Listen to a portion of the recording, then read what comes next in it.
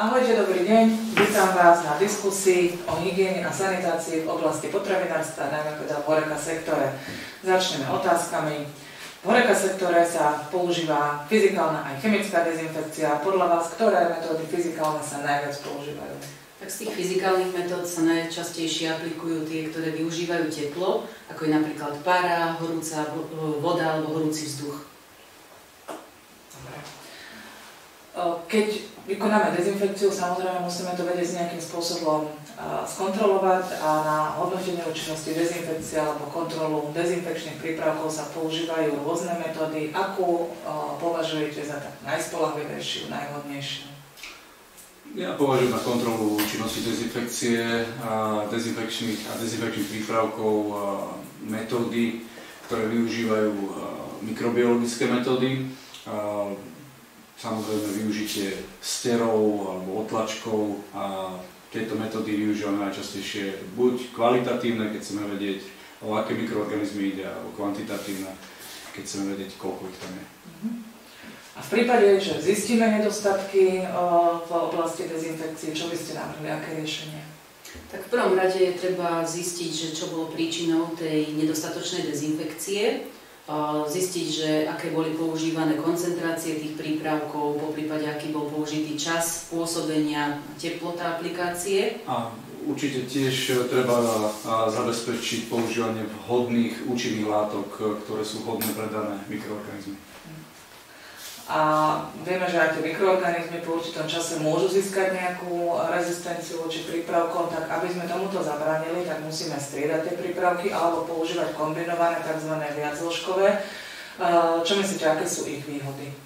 Kombinované prípravky dokážu zabezpečiť čistenie a dezinfekciu v jednom kroku, čo je vlastne taká hlavná výhoda a zároveň je tam aj výhoda toho kratšieho času sanitácie. Používajú sa tiež nižšie koncentrácie týchto prípravkov a je to vlastne také bezpečnejšie voči personálu.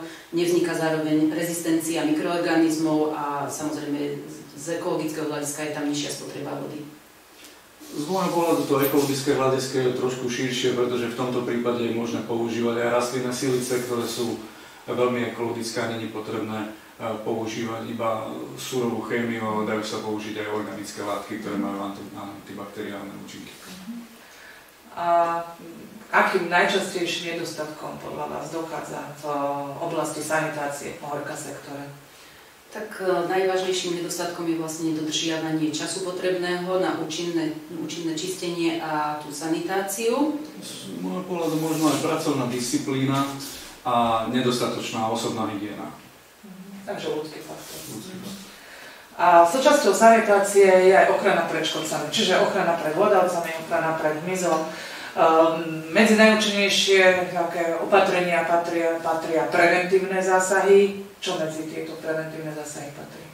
Tak najlepšími preventívnymi opatreniami je vlastne odstraňovanie zdrojov potravy, likvidácia odpadu, ktorý vzniká v takýchto prevádzkach. A taktiež samozrejme pravidelné upratovanie, samotná sanitácia, poprípade aplikácia nejakých bariér, napríklad na ochranu okien pred škodcami vo forme sieťok. A aké spôsoby už samotnej likvidácie alebo ničenia hlodavcov by ste v potravinárstve a HoReCa sektore použili? Tak asi najčastejšie kladenie pascí a používanie jedu proti hlodavcom, ale tie radikálnejšie alebo plošnejšie riešenia môžu byť aj plynovanie, odchyť alebo ultrazvukové plášenie. A proti hmyzu by ste aké metódy použili, teda na ochranu proti hmyzu v tých prevádzkach? Využívajú sa hlavne tie mechanické metódy, napríklad nejaké UV zariadenia, lepové pásce, feromónové pásce. Z chemických metód sú to rôzne aplikačné formy, ako sú poprašky, postreky, plynovanie, poprípade zahmlievanie. A prejdeme na problematiku manažmentu odpadu alebo nakladanie odpadov. Aký dopad podľa vás má nadmerný potravinový odpad na bezpečnosť potravín? Ten nadmerný odpad v potravinárstve sa prejavuje z hľadiska bezpečnosti potravín a samozrejme má ešte aj dopad na životné prostredie. Aj ten bezpečnostný aspekt je tam hlavne v tom, že ten potravinový odpad má veľké množstvo organickej hmoty a táto môže vytvárať priestor pre rast nových mikroorganizmov alebo vrátane patogénov. A akým spôsobom môžeme redukovať potravinový odpad a tým pádom aj znižovať plytvanie potravinami? Samotný potravinový odpad je možné považovať za zdroj pre ďalšie spracovanie, pre výrobu nejakých produktov s pridanou hodnotou, napríklad na vylepšovanie potravín. No, ono už to nie je iba odpad. V cirkulárnej ekonomii už to nie je odpad, môže sa veľmi ľahko stať surovina tým, že sa fortifikuje, takže sa do neho dajú nejaké ďalšie prídavné veci, alebo sa napríklad spracuje hmyzom do formy krmiva. Čiže máme ďalšie využitie. No a posledná otázka sa týka auditov, čo je tiež neodmysliteľná súčasť potravinárstva. Aké ciele sú, alebo aké sú ciele auditov v oblasti bezpečnosti potravín? Samotné audity sa používajú na zhromažďovanie informácií, ktoré sa týkajú postupov vo výrobe a tiež spracovania potravín, ktoré sa vlastne v jednotlivých prevádzkach využívajú. A pri audite sa identifikujú oblasti, ktoré je potrebné zlepšiť, ktoré je potrebné vlastne vylepšiť.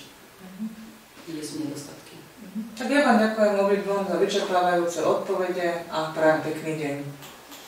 Ďakujem.